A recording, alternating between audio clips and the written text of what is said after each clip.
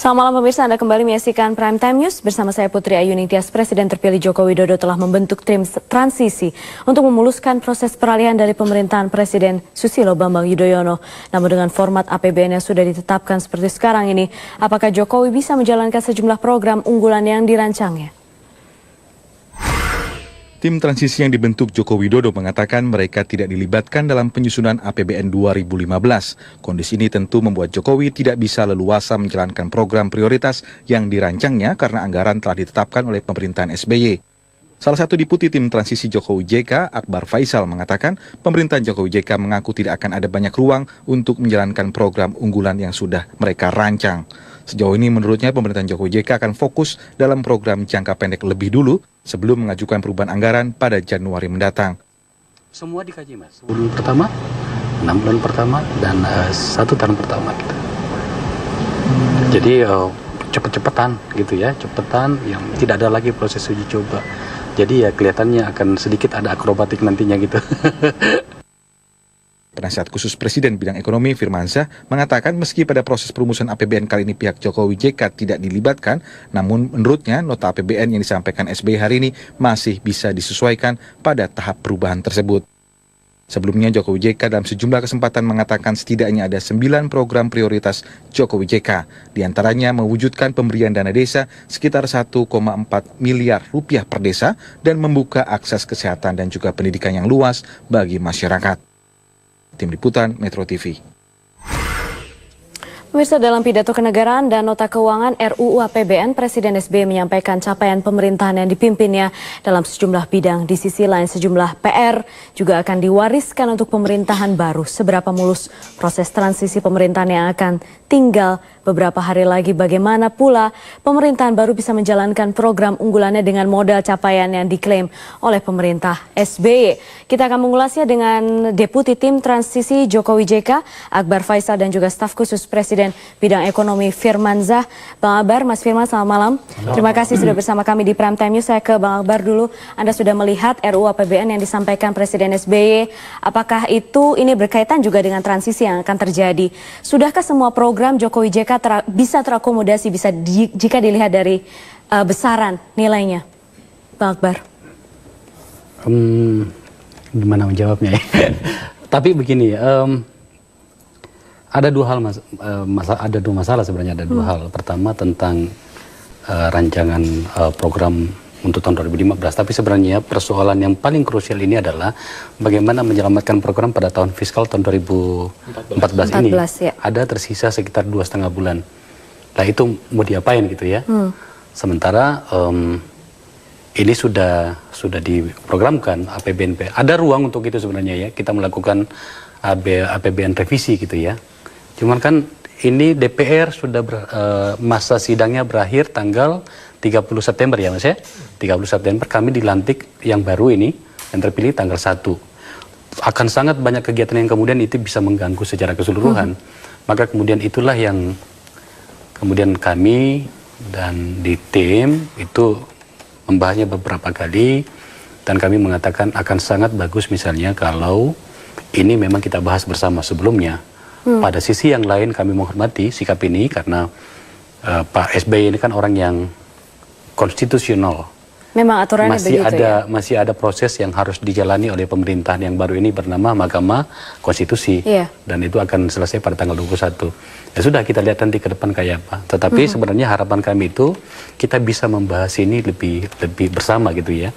Konon kabarnya, nggak tahu Pak Mas Firman, sahabat saya ini, setelah itu barangkali kita akan diajak bicara. Ya akan semakin bagus misalnya kalau kemudian ruang-ruang ini nantinya bisa dibuka gitu ya. Oke, sekarang kita jeda dulu, tapi berikutnya pertanyaan ke Mas Firman. Mungkin ada saran untuk pemerintahan yang berikutnya, apakah harus fokus ke jangka pendek dulu atau langsung ke jangka panjang? Jadi range-nya seperti apa? Pemirsa tetap bersama kami di Prime Time.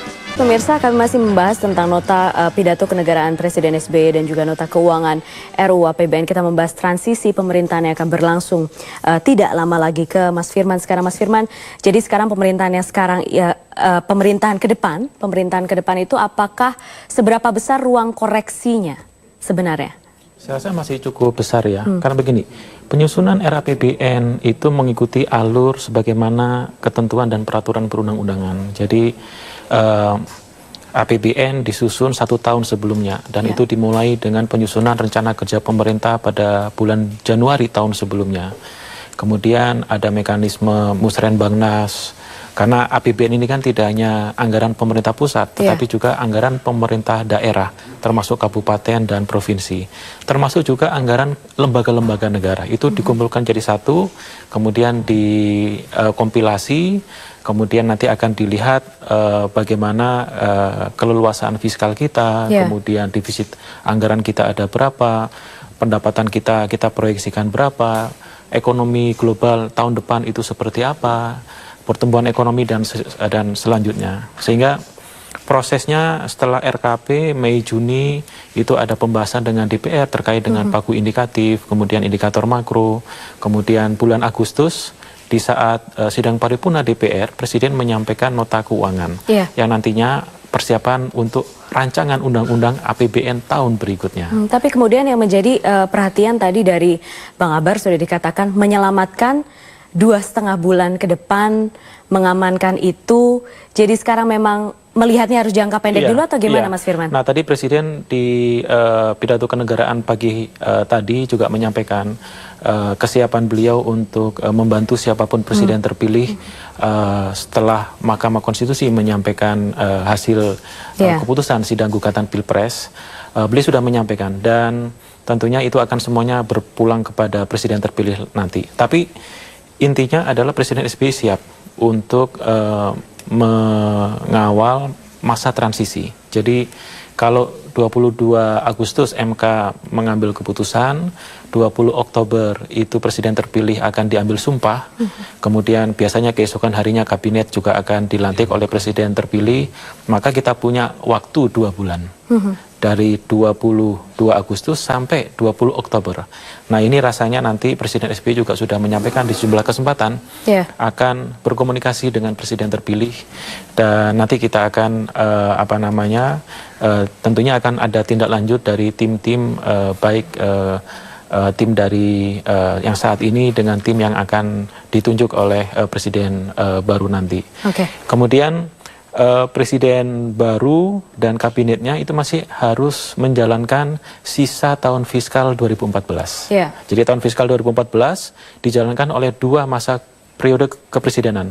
Januari sampai 20 Oktober itu dijalankan oleh Kabinet Presiden SBY, Kabinet Indonesia Bersatu Kedua, dan 20 Oktober sampai 31 Desember itu akan dijalankan oleh Presiden dan pemerintahan baru. Sembari mempersiapkan APBN perubahan 2015, sehingga bulan Januari nanti Presiden dan pemerintahan baru bisa mengusulkan ke DPR untuk mempercepat APBN perubahan 2015. Bang Akbar, apakah artinya berarti pemerintahan baru besok jika Jokowi JK kemudian kembali ditetapkan, kita masih menunggu proses di Mahkamah Konstitusi, itu artinya Jokowi JK tidak bisa gaspol seperti janjinya selama ini, Bang Akbar? Ya, sebenarnya kalau mau dibuat bahasanya menjadi sederhana ya, nafas kami kan sebenarnya baru bisa full ya pada tanggal 2 Januari. Menurut aturan perundang-undangan pada saat itulah kami bisa mengajukan, kami pemerintahan yang baru maksudnya bisa mengajukan APBNP. Tapi itu tadi kembali yang tadi itu 2 bulan lebih sedikit ini mau diapain gitu ya. Fokusnya dan, bagaimana? Dan hal yang paling mendasar sekali sebenarnya ya, Anda bisa lihat kan bagaimana kemudian subsidi itu sampai 433 triliun ya. Gitu. Energi berapa Mas? Energi 360 gitu ya. 5 triliun. Kalau boleh berbicara kepada sahabat saya ini, sebenarnya akan sangat bagus bagi kita semuanya apabila kemudian pemerintahan yang sekarang itu mengambil resikonya, ya bukan resiko yang kecil memang, tetapi bisa kemudian membuat pemerintahan yang akan datang bisa menjadi lebih fokus mengerjakan yang lain adalah itu tadi. Menaikkan harga BBM jangan seperti di klaster seperti sekarang ini. Tapi memang juga ada yang menyebut bahwa pemerintahan yang sekarang, pemerintahan SBY disebut memberikan warisan beban sosial politik kepada pemerintahan yang berikutnya, Mas Firman. Saya rasa segini ya, setiap periode pemerintahan tentunya ada pencapaian, kemudian juga ada tantangan yang belum tuntas. ketika Presiden SBY terpilih di 2004 itu juga mewarisi banyak capaian-capaian periode sebelumnya. Waktu itu kalau kita bandingkan APBN kita, APBN perubahan 2014 itu hanya sekitar 427 triliun. 427 triliun. Mas Firman, saya harus tahan dulu Anda di sana. Kita nanti akan melanjutkan kembali. Pemirsa tetap bersama kami. Dalam pidato kenegaraan di Gedung DPR MPR Senayan, Jakarta, Presiden Susilo Bambang Yudhoyono menyampaikan sejumlah pencapaian yang dilakukan oleh pemerintahannya dalam 5 tahun terakhir. Beberapa di antaranya adalah keberhasilan penyelenggaraan pemilu yang berakhir damai dan upaya pemberantasan korupsi. Sebagai gerakan akar rumput.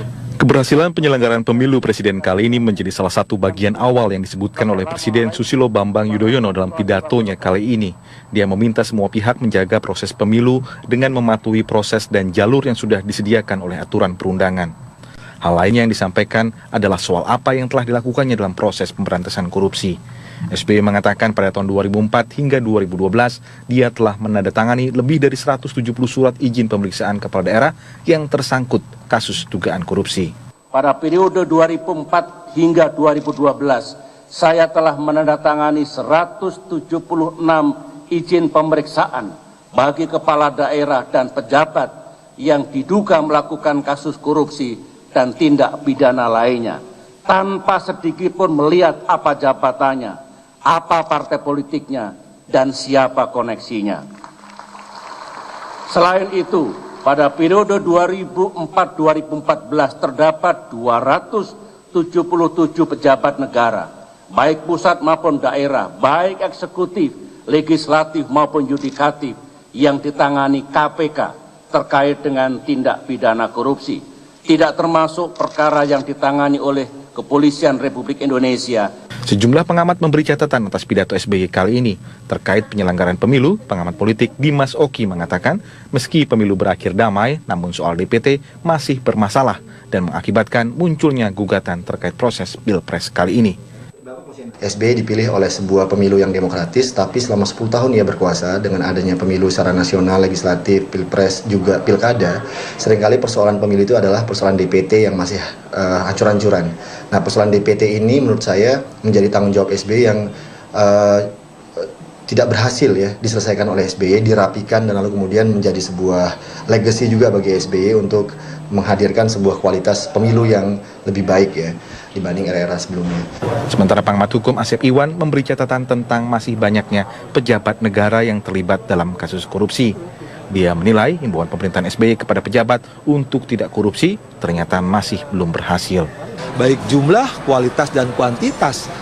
Proyeknya proyek korupsi mega semua kan, Hambalang, Senturi gitu kan, Sapi, transportasi, dan beberapa kasus-kasus besar yang melibatkan koalisinya dan lingkungan terdekat SBY. Dan lebih penting lagi, catatan dunia tentang indeks persepsi korupsi kita di urutan terbesar dalam arti juara korupsi. Selain dua bidang tadi, SBY juga menyampaikan pencapaiannya di bidang ekonomi. Sejumlah catatan yang disampaikan oleh pengamat tadi akan menjadi bagian pekerjaan yang harus dituntaskan oleh pemerintahan Jokowi JK mendatang. Tim Liputan, Metro TV. Yaitu sedikit PR yang akan dilakukan oleh pemerintahan yang akan datang. Tadi sebelum jeda sudah sempat disinggung sedikit oleh Mas Akbar Faisal, yang Bang Akbar yang masih ada di sini bersama kami, dan juga Mas Firman Zah. Bang Akbar tadi sudah menyinggung sedikit tentang beban subsidi. Saya kembali ke Mas Firman. Ada yang mengatakan pemerintahan SBY disebut mewariskan beban sosial politik yang besar kepada pemerintahan selanjutnya, Mas Firman. Terkait dengan beban subsidi ya, kita mengetahui bersama bahwa pemerintah mengajukan untuk melakukan penyesuaian harga BBM bersubsidi pada tahun 2012. Ya. Tapi kan tidak bisa berjalan, baru tahun 2013 itu bisa kita eksekusi. Kemudian kita juga mengetahui bahwa tahun ini kita melakukan pengurangan subsidi untuk kelistrikan. Jadi ada kenaikan tarif dasar listrik untuk industri dan juga untuk rumah tangga di atas 900 volt ampere. Ini juga akan membantu penghematan dari sisi fiskal kita. Nah, memang dalam pengambilan keputusan untuk mengurangi beban subsidi, kita juga tidak hanya melihat dari sisi fiskal, tapi juga dari daya beli masyarakat. Dan sudah ada peningkatan kenaikan tarif dasar listrik. Kalau misalnya ditambah tahun ini menaikkan harga BBM, ditambah dengan suhu politik pemilihan umum, legislatif dan pilpres harus kita jaga. Karena kalau suhu politik meningkat ditambah dengan keresahan masyarakat akibat penurunan daya beli, maka stabilitas politik akan sulit untuk dijaga kondusifnya. Dan ini akan berdampak pada kinerja ekonomi 5 tahun ke depan. Justru opsi yang diambil oleh pemerintah memang tidak semuanya bisa memuaskan dari berbagai macam sisi. Jadi itu tidak mungkin dilakukan ya, yang tadi Bang Akbar bilang. Saya rasa ini adalah keputusan yang terbaik karena tarif dasar listrik juga sudah dinaikkan. Tahun lalu kita baru saja menaikkan harga BBM bersubsidi. Jadi kalau dinaikin pada saat-saat ini, tentunya kita semuanya sedang fokus untuk bagaimana transisi kepemimpinan ini bisa berjalan dengan baik, sehingga pemerintah dan presiden baru nanti bisa bekerja lebih tenang. Tentunya carry over sejumlah hal itu pasti akan terjadi. Nanti 2019 juga akan sama juga. Pergantian kepemimpinan dari 2019 ke pemerintahan baru juga masih akan menjalankan hal-hal yang belum selesai. Jadi, Bang Akbar, sekarang angkanya sudah ada, sudah terlihat, sudah bisa dialokasikan. Fokusnya sekarang ke mana, Bang Akbar? Kita menyiapkan banyak program sebenarnya, terutama yang berhubungan dengan janji-janji kampanye kemarin gitu ya. Misalnya Indonesia Sehat, Indonesia Pintar, cerdas gitu ya. Pada bidang lain juga, misalnya di tempat saya di infrastruktur gitu ya. Bagaimana segera tol laut ini bisa kita bisa eksekusi secepatnya. Pendekatannya kan kalau kami sederhana sih sebenarnya. Katakanlah untuk yang namanya kenapa sampai Pak Jokowi itu fokus sekali sama yang namanya maritim, tol laut itu. Bayangin aja, 70% luas wilayah kita itu ternyata sumbangsinya bagi PDB kita itu hanya 2,5%. Berarti ada sesuatu yang salah kan di situ. Nah, itu kan berhubungan dengan yang namanya infrastruktur. Infrastruktur tidak pernah murah. Jadi infrastruktur akan menjadi fokus terutama atau bagaimana? Banyak hal, terutama misalnya petani gitu ya, petani kemudian nelayan gitu. Tetapi kan ini butuh biaya yang cukup besar. Makanya kemudian tadi dari sekarang angkanya yang sementara sudah ada. Itu Pak Jokowi itu ingin pada 3 bulan pertama, ya berarti kan termasuk yang 2,5 bulan tadi itu sudah bisa ada yang bisa kita lakukan. Cuman kalau begini kondisinya ya kami sih menghormati saja Mas Firman keputusan pemerintah yang sekarang, tapi akan sangat elegan sekali kalau kemudian pemerintah yang sekarang ini yang menurut saya ya baik, bagus dengan beberapa catatan yang lalu, mana saya bagian dari situ dulu soal Senturi misalnya, itu bagus, kami respect, tetapi tidak meninggalkan bom waktu. Dan soal subsidi energi Anda anggap ini bom waktu juga, Bang Akbar? Mau tidak mau pilihannya kita lihat sendiri kan bagaimana efeknya. Sampai saya sebenarnya menghindari berbicara seperti ini, bahwa nantinya pada bulan November nantinya itu kemungkinan sudah dimulai kesulitan dari pemerintah itu.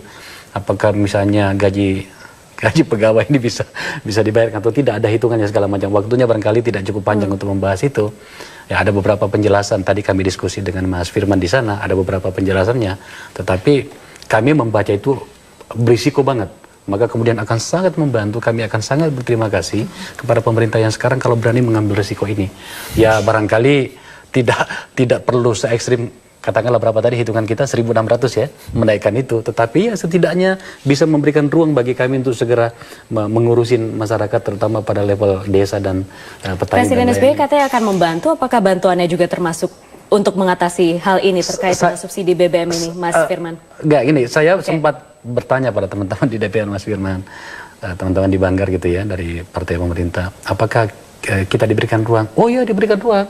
Cuman kami baru tahu malah setelah dibacakan tadi oleh Presiden, oh ya ternyata begini tuh kondisinya gitu ya. Oke, Mas Firman. Total belanja APBN kita menembus 2.000 triliun.